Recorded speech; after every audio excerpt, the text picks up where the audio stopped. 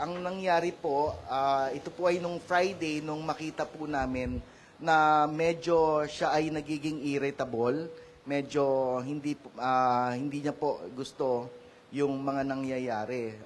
Parang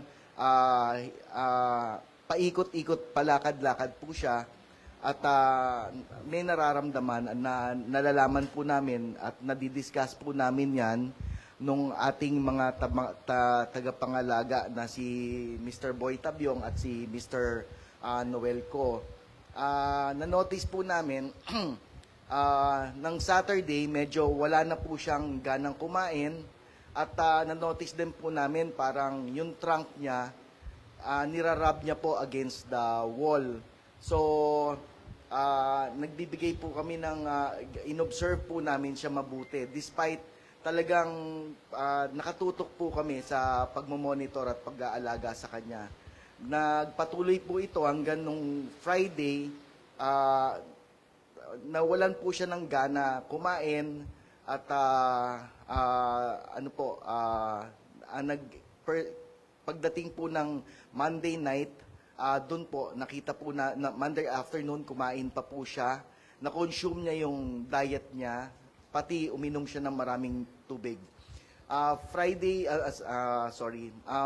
Tuesday morning, kahapon po, nakita po namin siya ay nag-start umupo ng bandang 5 o'clock at nag-assume ng left lateral na recumbency na paghiga po, bandang alas 6 ng umaga.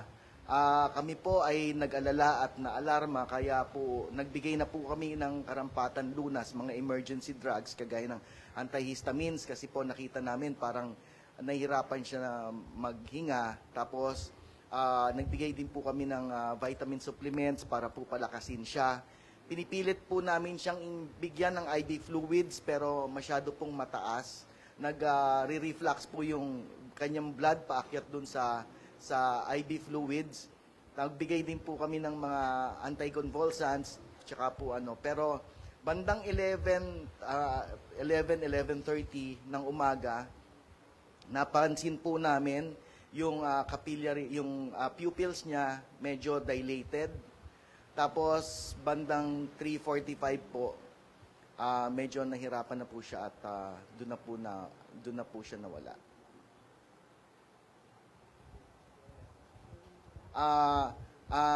Sa necropsy findings, binuksan po namin siya para malaman po ang naging dahilan ng pagkakasakit.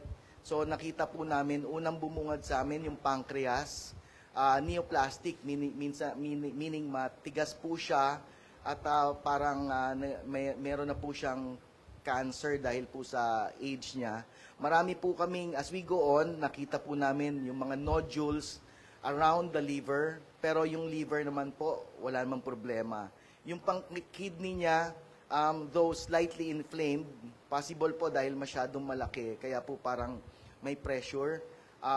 Balot po ito ng taba. At the same time, nakita mo namin yung aorta, yung tubo, palabas ng kanyang puso.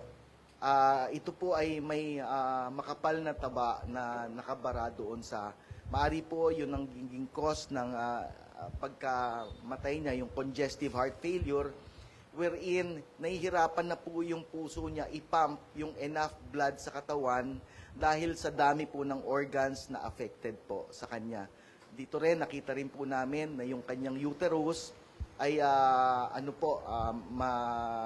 pymetric, meaning may mga pus deposits po na nagtagal sa kanya. Sa dami po ng organ na affected, sa dami ng tumors, syempre po magkakaroon ng pressure sa katawan. Ngayon dadating po yung time, masisikipan yung puso. To the time na hindi na po kayang ipump ng puso yung enough blood to sustain yung kanyang buhay. So, syempre po, pagka puso ang nahirapan, syempre po, kasunod na po ang lahat, yung hindi natin inaasahan.